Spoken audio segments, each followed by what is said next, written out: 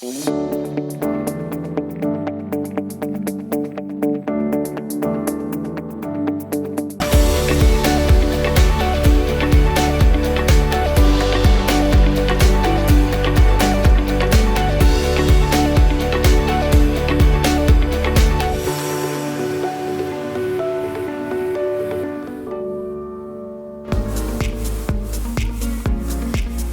señores, ¿qué tal? Bienvenidos a un nuevo encuentro que hacemos para Fan Society. Hoy vamos a poner el foco en estrategias temáticas y lo vamos a hacer con 4 gestoras internacionales. ¿Por qué temáticos? Muy sencillo, porque aportan rentabilidad a la cartera, porque aportan diversificación, porque nos ayudan a mirar a la inversión con las luces de largo alcance, porque además aportan descorrelación frente a otros activos que tengamos en esa cartera y además escogemos compañías que están protagonizando, están viviendo un cambio estructural desde el punto de vista social, pero también desde el punto de vista económico. Hoy les presento, como digo, 4 temáticas de inversión para este año, pero para la próxima década. ¿Con quién? Con Fernando Fernández Bravo de Invesco. Fernando, ¿qué tal? ¿Cómo vas? Hola, muy bien. Muchas gracias, Susana, por la Con invitación. Lorenzo González de Nordea. Mucho tiempo sin verte. ¿Qué tal, Lorenzo? Hola, muy bien. ¿Y tú? Fenomenal. Nos acompaña también Leonardo López de Odo BHF. Leo, ¿qué tal? ¿Cómo lo llevas? Hola Susana, aquí vamos, muy bien. Y también está con nosotros Alicia García Santos de Maggi Investment. Alicia, ¿qué tal? ¿Todo bien? Ana, todo muy bien. Encantada de estar con vosotros. Bueno, vamos a ir con 4 temáticas de inversión. Ya hemos dado los argumentos que nos van a servir para incorporar temáticas a esa cartera de fondos pensada en un horizonte de largo plazo. Pero vamos a ir con 4 ideas concretas. Y empiezo contigo, Fernando. Me vas a proponer comercio electrónico y empresas muy ligadas a la recuperación de la actividad económica. Dame un par de argumentos. ¿Por qué? Pues efectivamente, Susana, pues una de las cosas que nos hemos visto en los últimos meses con el tema COVID ha sido, bueno, pues un cambio en las pautas del consumidor y eso ha acelerado en gran medida pues todo el comercio electrónico, ¿no? Y sumado pues a que en los últimos meses pues con la aceleración, también depende de los países, pero la aceleración pues de las vacunas, estamos viendo que hay algunos sectores que se puedan verse beneficiados y de hecho también esperamos en algunos de ellos pues bueno, pues también un boom del consumidor, pues la vuelta a viajar, la vuelta a los restaurantes, con lo cual buscamos esa combinación entre unas temáticas de comercio electrónico como también pues unas experiencias de consumo real. Bueno, ya hemos visto claramente lo que ha pasado en el Reino Unido con todos los pubs abarrotados, la gente tomando las pintas de 2 en 2 y hacía un frío tremendo. Me voy con Lorenzo. Tu temática es temática social. Explícame qué es y también dame alguna idea que lo apoye. Pues mira, en primer lugar, lo que me gustaría mencionar es que en el 2015 todas las naciones se unieron prácticamente bajo los Objetivos de Desarrollo Sostenible de Naciones Unidas, que era una agenda que del 2015 al 2030 se suponía que tenía que abarcar 3 frentes. Trabajar por un planeta más sostenible y con más recursos, tener directamente una sociedad que pueda participar más de la tecnología, de los avances educativos y sobre todo de la mejora de lo que sería económica para todos ellos y sobre todo trabajar hacia una sociedad más igual o más equitativa. Esto se supuso que tiene que tener un tipo de inversión que está cuantificado entre un 5 y 8% del Producto Interior Bruto Mundial. Sin embargo, nos hemos encontrado que ese 5 o 8% más o menos serían entre 5 o 7 billones de dólares anuales para alcanzar estos 3 objetivos tan loables y se está invirtiendo la mitad. Y no solo se está invirtiendo la mitad, sino que de los 17 objetivos loables que se hicieron de Naciones Unidas de Desarrollo, el 64% están vinculados a tema social y las inversiones están yendo prácticamente solo a temas de cambio climático. Por lo tanto, desde el punto de vista del compromiso de la evolución del planeta en esta Agenda 2030, vemos que la parte social se ha quedado atrás cuando debería ser la primera. El potencial es muy importante para la pata social. Me voy con el potencial que tiene la tecnología y la inteligencia artificial. Leo, tu turno. Pues sí, la verdad que la inteligencia artificial, nosotros estamos convencidos que muchas veces nos preguntan cuál es esa temática ganadora a 10 años, es muy difícil tener una bola de cristal que lo vea, pero nosotros estamos muy convencidos que la inteligencia artificial probablemente sea una de estas. ¿Por qué? porque más que una tecnología es una metatecnología transversal a otras tecnologías que sin duda van a crecer. Con lo cual, sin duda, mirando en el largo plazo, la inteligencia artificial es para nosotros la clara ganadora por eso, por la transversalidad. Estamos convencidos que cualquier empresa, sea del ámbito que sea, de la industria o el sector que sea, que no incorpore la inteligencia artificial en sus procesos de creación de valor, bien sea para crear o optimizar un producto, bien sea en sus estrategias de marketing o de ventas, si no hacen eso, si no lo incorporan, va a estar fuera del juego en los próximos años. Con lo cual, pensar en inteligencia artificial para nosotros no es solo pensar en la tecnología, es pensar en cómo la implementación de la inteligencia artificial en empresas de cualquier sector de actividad va a permitirles seguir en el juego, va a permitir hacerlo mejor que su competencia, va a permitir también dar una mejor experiencia y satisfacción de cliente o usuario. Para completar el puzzle, me quedo con otra idea de inversión que es infraestructuras. Alicia, cuéntame por qué infraestructuras. Bueno, infraestructuras, se me ocurren mil razones, pero al final la infraestructura es para nosotros la columna vertebral del desarrollo, del bienestar y del buen funcionamiento de cualquier economía. No solamente la infraestructura económica, que es la más tradicional y la que conocemos todos, sino también la infraestructura evolutiva o infraestructura tecnológica o la infraestructura social. Hay razones muy evidentes, como por ejemplo ese enorme déficit crónico de gasto o de inversión que hemos visto en las últimas décadas en infraestructura. Es decir, que el gasto no ha venido aumentando en los países del G6, sino que en las últimas décadas ha venido contrayéndose, y esto ha hecho pues, que las infraestructuras con las que contamos no estén modernizadas, sino que en realidad están en estado bastante precario. Solo por darte un dato, en Canadá y Estados Unidos van a necesitar en torno al 20% del objetivo global, que es el doble de lo que necesita Europa occidental. Y bueno, pues estamos viendo que todas las políticas de expansión fiscal y de gasto pues van a estar muy enfocadas en reactivar la productividad y crecimiento económico a través del gasto en infraestructuras.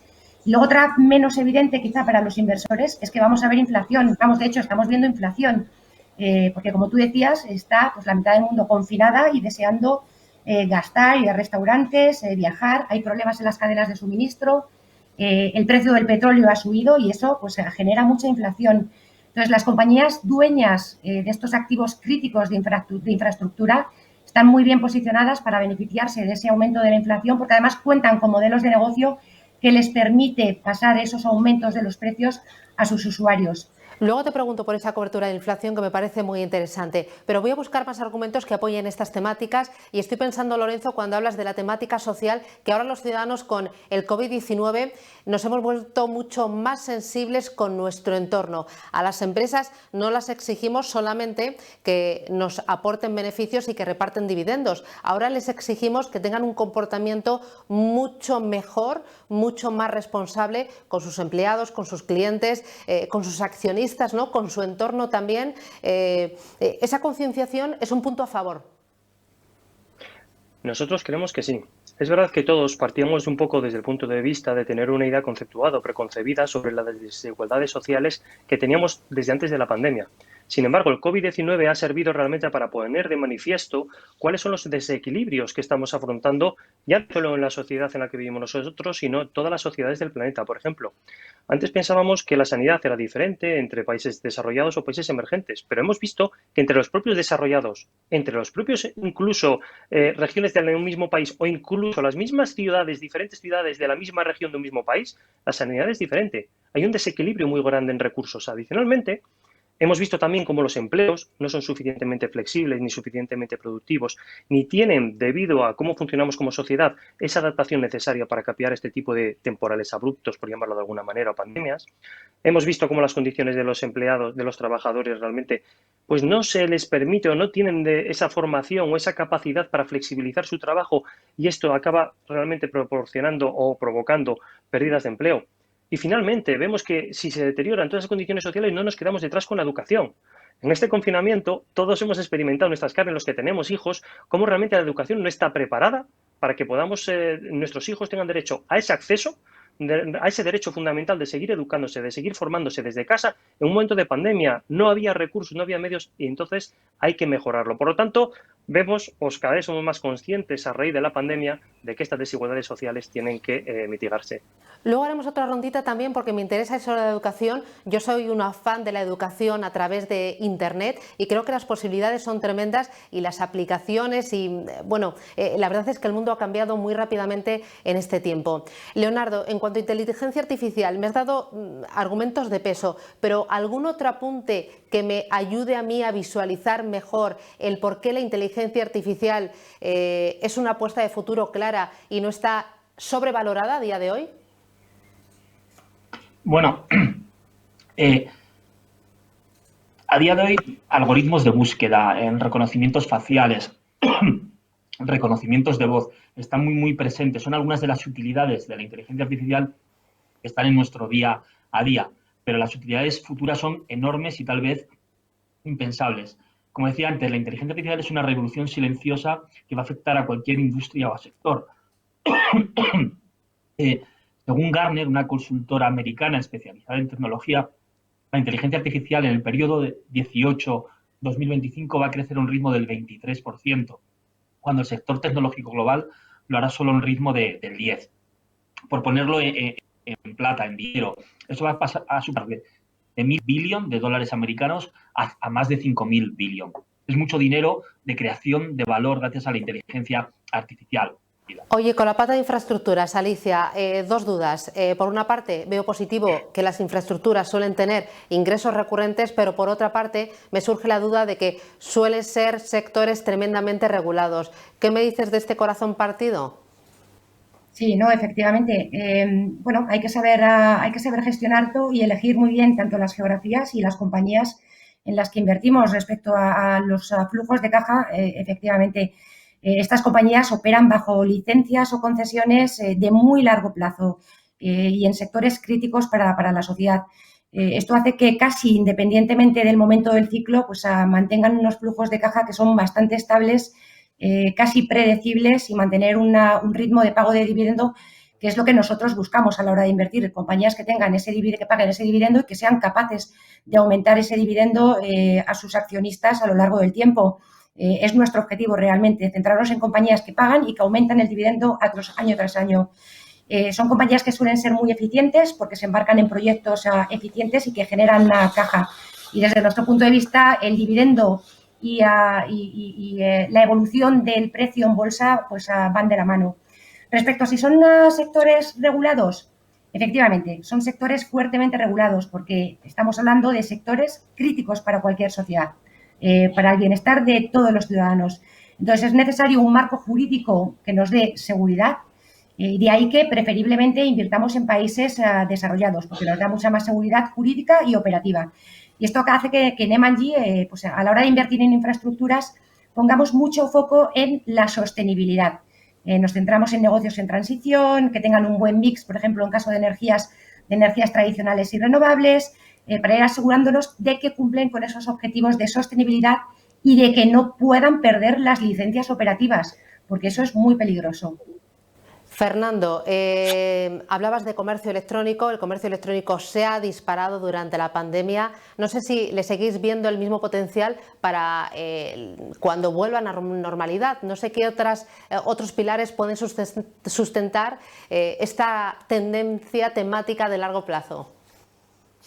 Pues mira, lo que sí vemos es que desde que nos levantamos por la mañana tenemos pues muchísimas compañías que nos hacen la vida mucho más fácil y que nosotros no nos damos cuenta, ¿no? Es decir, desde poder pagar con el móvil, pedir la comida, escuchar música, hacer la compra, hacer una reserva, un viaje, es decir, la penetración que tiene la tecnología en nuestra vida es algo que no lo pensamos, ¿no? Con lo cual nos estamos dando cuenta que a través, pues ya sea de una tablet, a través del móvil, nuestra vida ha cambiado totalmente, ¿no? Y eso es en Europa, es en Asia y también es en Estados Unidos.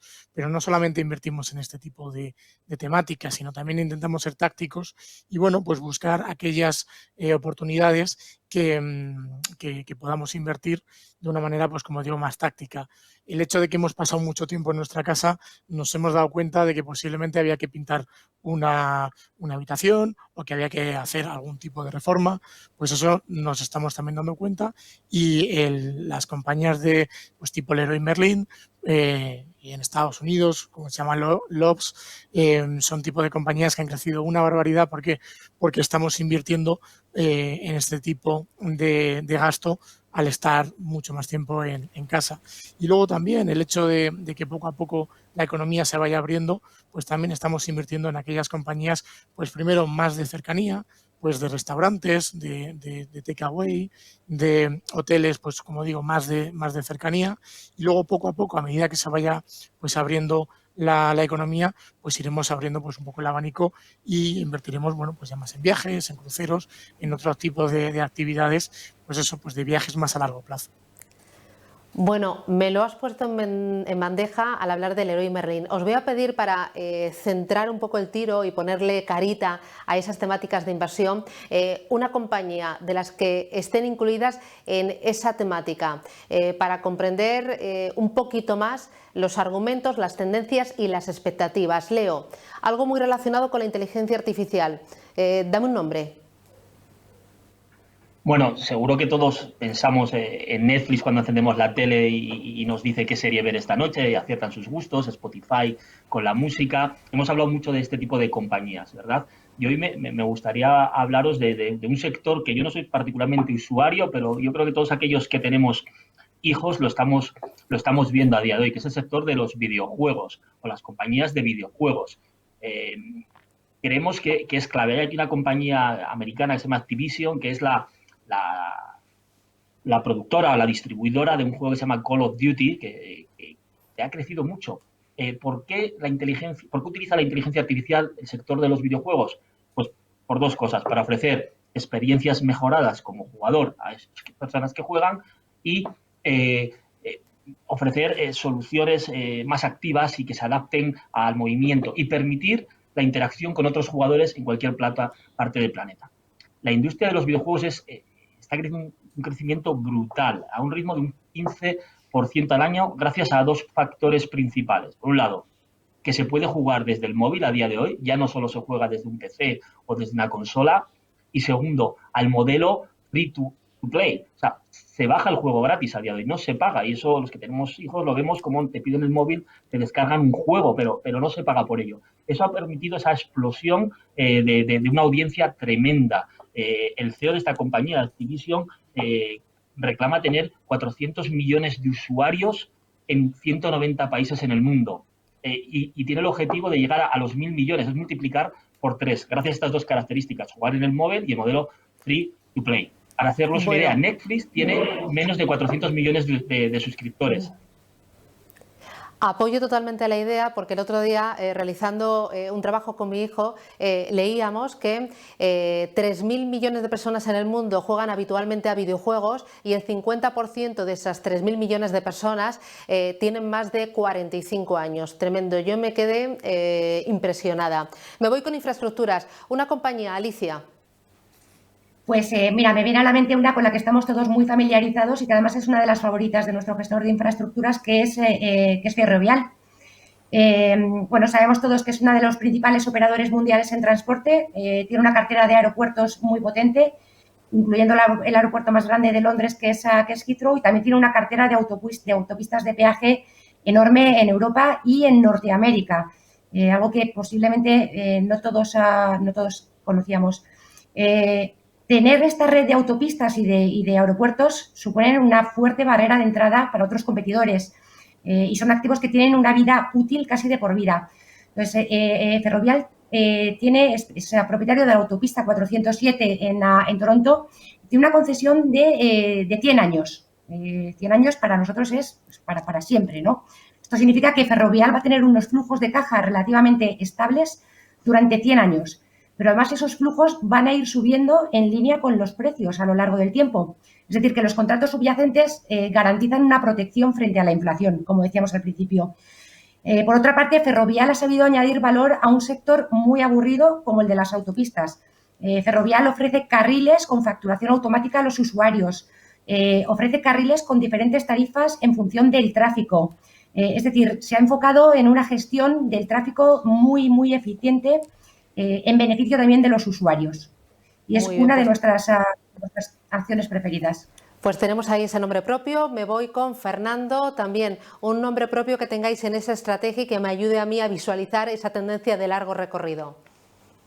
Pues nada, es curioso porque iba a poner también pues un ejemplo de videojuegos, ya que el fondo tiene un 20% en videojuegos y como decía pues Leonardo, que es tremendo la penetración que está teniendo ahora videojuegos.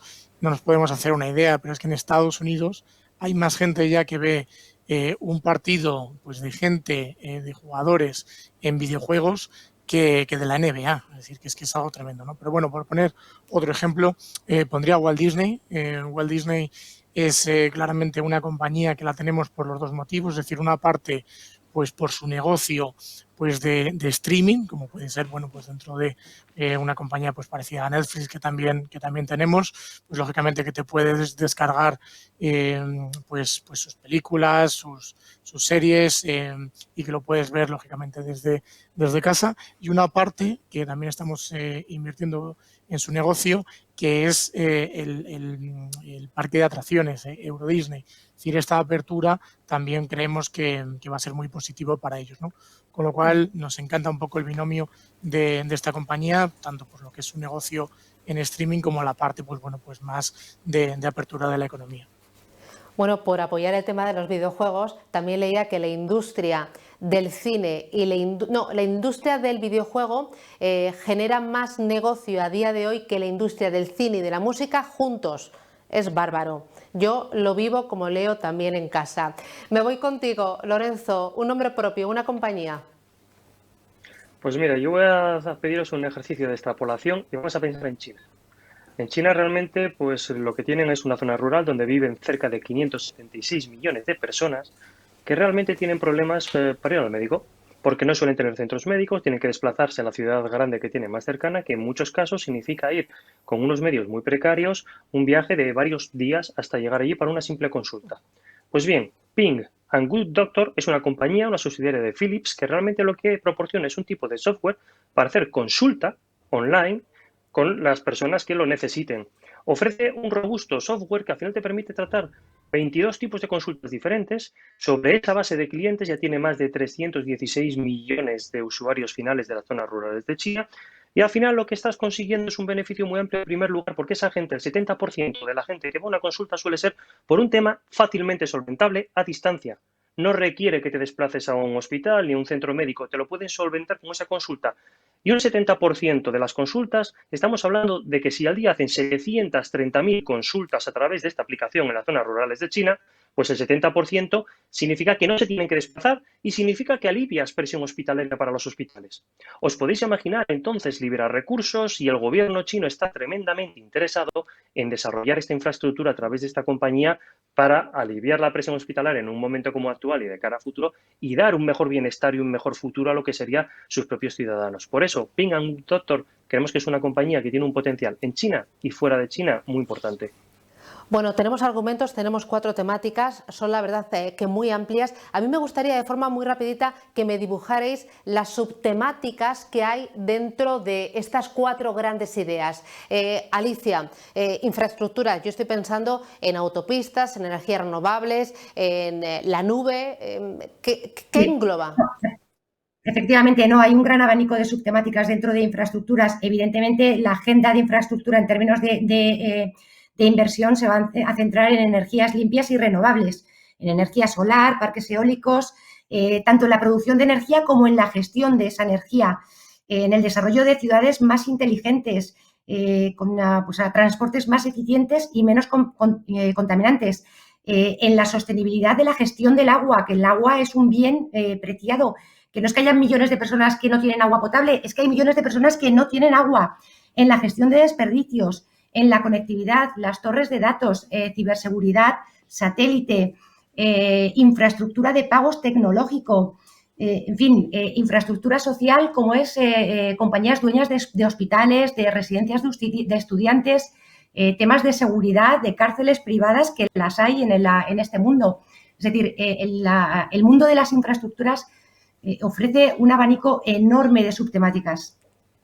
Y el mundo del comercio electrónico y todas las empresas que se van a beneficiar de la reactivación económica también, Fernando, es muy amplio. Ponme unos cuantos nombres para que yo me haga una idea. Pues bueno, varía desde lo que es un comercio electrónico, como podemos entender, un Amazon o un Alibaba o JD en Asia, hasta pues bueno, también pues todo el tema de videojuegos, de escuchar música, porque aquí es muy curioso, tenemos por ejemplo un Sony, un Vivendi, un Warner, que son los dueños de los derechos de las canciones y que al final pues un Apple, cualquiera de las herramientas que utilizamos a la hora de escuchar pues música en streaming tienen que comprar los derechos a este tipo de compañías, ¿no? Con lo cual, pues bueno, pues el tema pues de música en streaming también es bastante importante. Y bueno, y por último, pues esta parte pues más de apertura. Antes hablábamos de Disney, pero también hablábamos pues de compañías en Estados Unidos que tienen restauración, pues Takeaway, también tenemos Booking, es decir, posicionándonos poco a poco para esa reactivación de la economía. Uh-huh. Cuando hablamos de temática social, Lorenzo, me has mencionado, cuando me has dado argumentos y también ejemplo, medicina y educación, pero supongo que será todo mucho más amplio. Sí, realmente estás en lo correcto. Son 3 temáticas que debajo tienen más de 12 subtemáticas distintas. Las 3 principales temáticas, podríamos decir, que engloban las temáticas matriz, serían en primer lugar las necesidades básicas. Las necesidades básicas se entienden desde la Conferencia Mundial del Trabajo de 1976 como el acceso a los servicios mínimos que necesitas para poder tener una vida digna. De hecho, ahí es el umbral de la pobreza. Y es que ahí debajo estamos hablando de temas como, por ejemplo, tener acceso a aire puro, tener acceso a agua potable, tener acceso a lo que sería hogares asequibles, tener sanidad, lo que serían los sistemas de sanidad dentro de tu propia casa, etcétera, etcétera. Porque no nos olvidemos que hay más de 822 millones de personas a día de hoy que no tienen acceso a agua potable, o que en momentos de pandemia hay más de 3.000 millones de personas que no pueden lavarse las manos con agua y con jabón en este planeta. La segunda gran temática sería lo que llamamos nosotros inclusión. Una vez ya tienes directamente lo que serían las necesidades básicas más o menos cubiertas, pasarías a realmente tener que incorporarte a lo que sería la sociedad, a tratar de, independientemente de tu género, de raza, nacionalidad, etcétera, etcétera, tratar de tener los mismos servicios, las mismas oportunidades que lo que sería el resto de gente que está en la sociedad. Y ahí hay muchas empresas que se dedican, pues, por ejemplo, de proveer servicios de Internet, entre otras cosas, infraestructuras, etcétera, etcétera, porque no nos olvidemos, por ejemplo, en este caso, que más de 4.000 millones de personas no tienen acceso a Internet y se pierden muchas oportunidades de desarrollo profesional y personal. Y ya la última sería el empoderamiento famoso que se escucha mucho a día de hoy, que significa mejorar o robustecer algún tipo de temática en concreto, y en este caso sobre todo es el tema de la salud y el tema del bienestar o el acceso a servicios financieros dignos para la gente o asequibles para que puedan seguir mejorando en lo que sería su vida. Y al final termino con un dato: más de 400 millones de personas no tienen acceso a una sanidad pública en este mundo. Por lo tanto, estas 3 grandes temáticas abarcan, como ves, más de 12 subtemáticas de distinto índole. Bueno, me voy contigo para rematar el tema de las subtemáticas, Leo. Dentro de la inteligencia artificial, que antes me contabas que está prácticamente en todas las compañías, en todos los sectores, que hace años pensábamos que era cosa de la tecnología, solo de las tecnológicas, pero no, ya está en todas partes, y si no, mal vamos. Efectivamente, es que invertir en esta temática para ganar una exposición de verdad completa a la temática, tenemos que invertir en las compañías más innovadoras del planeta, independientemente del sector en el que estén. Bueno, algunos ejemplos. La sanidad. La sanidad va a explorar nuevas fronteras en enfermedades como el tratamiento del cáncer, como la diabetes, como el Alzheimer, gracias a la inteligencia artificial y a la secuenciación genética. En el transporte, pues está a punto de convertirse ya por fin, de una manera definitiva, en inteligente y autónomo, gracias a la inteligencia artificial y a su contribución a la conducción autónoma o a los sistemas avanzados de asistencia a la conducción. Vemos compañías como Uber o Lyft están reinventando la movilidad del mañana gracias al uso de algoritmos. En educación, hablábamos antes de educación, hablabais de educación, va a sufrir una gran transformación gracias a lo que se llama EdTech y con la inteligencia artificial, bien sea en las aulas o bien sea en la educación en línea. El software, el mundo del software está avanzando a pasos agigantados gracias al aprendizaje automático. El mundo de la ciberseguridad. Los ciberataques aumentan y cada vez son más elaborados, más complejos. Si no es por la inteligencia artificial que se adapta a los cambios, será muy difícil pararlos en el futuro. Hablando de nuestra industria, los servicios financieros, bancas, seguros, van a entrar en una nueva era de productividad y ahorro gracias a la inteligencia artificial. Semiconductores, gracias al 5G, pues va a convertir un sector que va a entrar en muchos años de superciclo, con lo cual, como ves, transversalidad en inteligencia. Bueno, me habéis dado ideas, subtemáticas, argumentos, ejemplos concretos de compañías, datos. Ahora estamos aquí para invertir en ideas, pero para obtener rentabilidad. ¿Qué expectativas le das, Fernando, a esa estrategia ligada al comercio electrónico, a la reactivación económica? ¿Qué potencial le dais? Pues hombre, si vemos las rentabilidades del año pasado nos puede dar un poco miedo porque prácticamente el año pasado pues obtuvimos rentabilidades de 100%. Lo que sí queremos es que estamos en la mitad de una tendencia secular para los próximos 10 años, con lo cual no me atrevo a decirte un número, pero desde luego sí creemos que hay un crecimiento, que son herramientas que van a estar con nosotros durante los próximos años y que también tenemos una parte más táctica pues para aprovechar en aquellos momentos donde creemos que bueno pues que pueda haber una oportunidad, como digo, pues ya antes explicaba, en esta apertura de la economía, ¿no? Con lo cual yo creo que gran parte de las empresas están aquí para quedarse y creemos que hay un crecimiento para los próximos 10 años. Lorenzo, desde Nordea, a la temática social, ¿qué potencial le dais? Pues creo que es más fácil o más entendible compararlo contra algo. Al final es un fondo de renta variable global que invierte en este tipo de temática, entonces lo mejor sería compararlo contra el índice de referencia, que es el MSCI World or Country, es decir, el MSCI World que incluye países desarrollados, incluye países emergentes.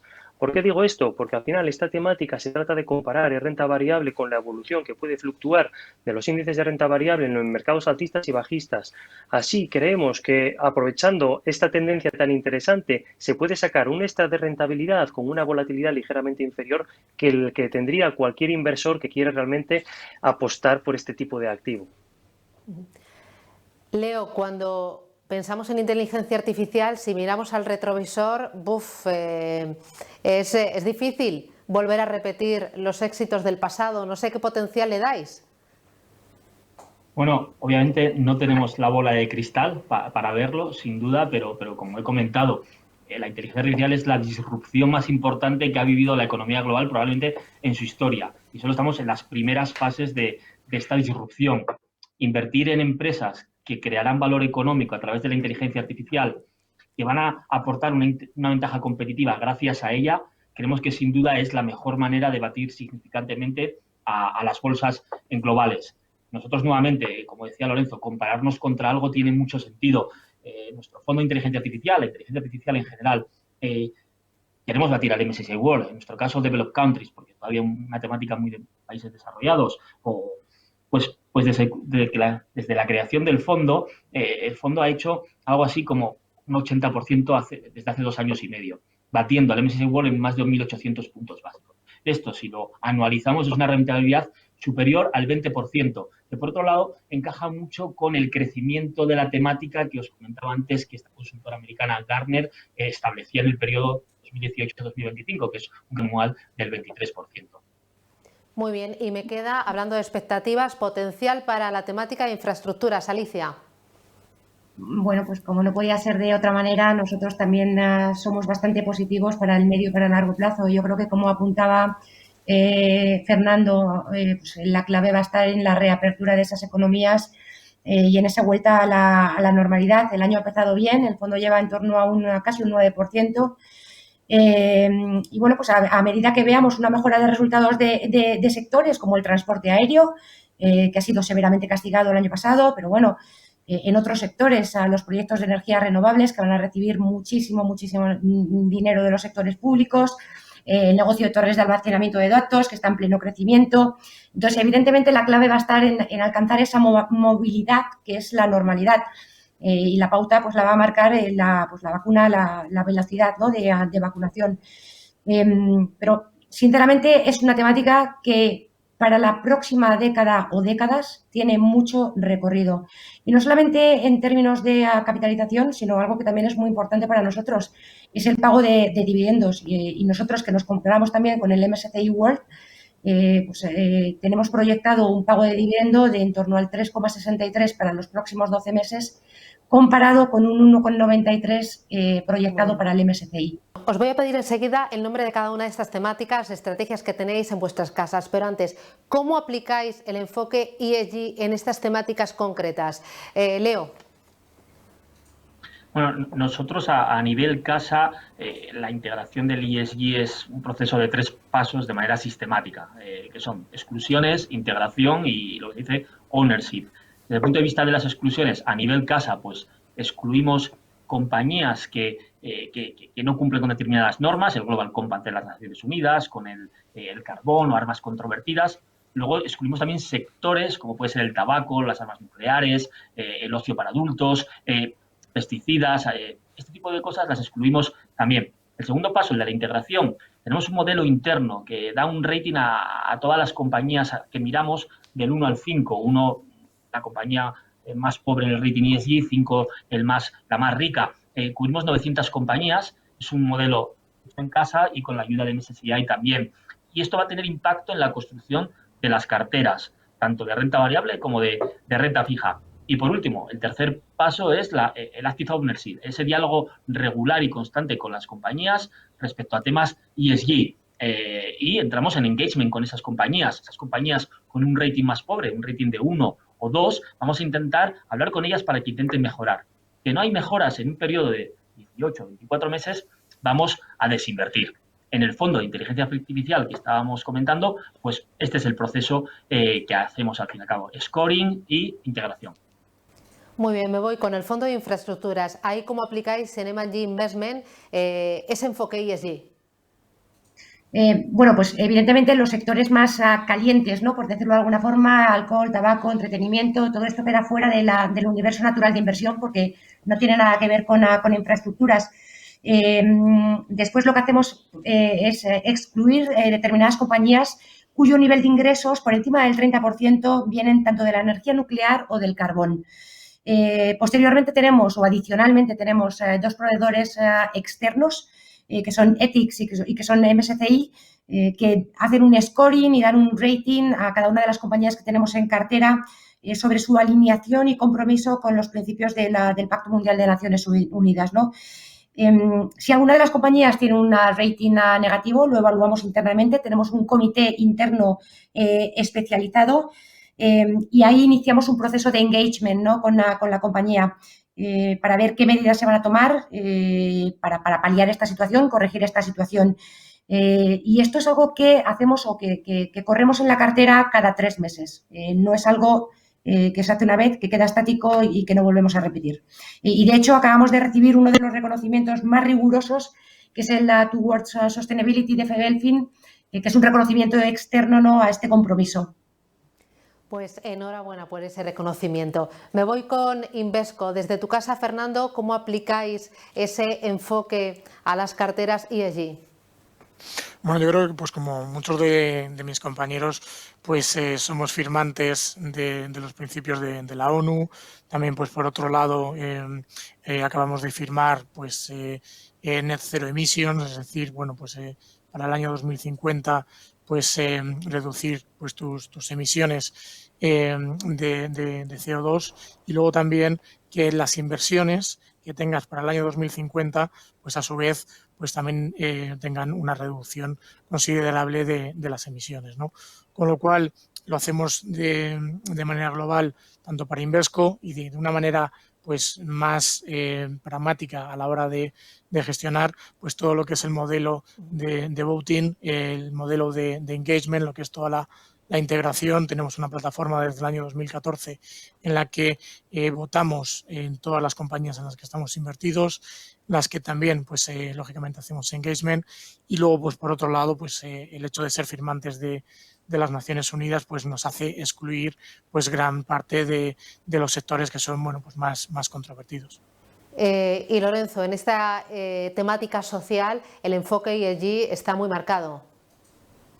Por supuesto, pero viene marcado un poco por la filosofía también que tenemos en Nordea. Al final somos la gestora del principal grupo bancario de los países nórdicos, que como te imaginarás, una sociedad como en Suecia que recicla el 99% de los hogares, como en Finlandia que el 70% de la energía viene del viento, como en Dinamarca que el 90% de las botellas se reutiliza, o como Noruega que el 60% de los coches que se venden son eléctricos, nos demandaban estar siempre a lo que sería la vanguardia del tema de la sostenibilidad. Por eso tenemos uno de los equipos más longevos y más reputados y más grandes a nivel mundial de inversión responsable, que nos ayuda en lo siguiente: tener una lista de exclusión, lógicamente, de determinados sectores controvertidos y de determinado porcentaje de las compañías que está destinado a esos sectores controvertidos.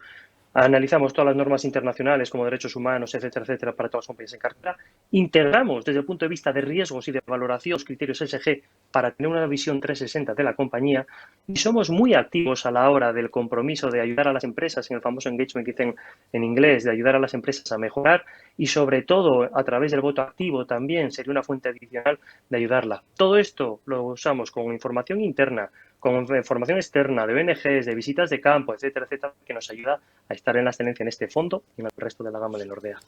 Bueno, estamos a punto de terminar. Tenemos 4 temáticas de largo plazo, 4 temáticas muy complementarias: comercio electrónico y reactivación de la economía, tenemos temática social, tenemos inteligencia artificial y tenemos infraestructuras. Como broche de oro, os voy a pedir que me deis cada uno de vosotros el nombre, el apellido de esta criaturita de la que hemos venido hablando, con argumentos y con razones y datos para invertir y construir nuestra cartera, una cartera sólida y consistente.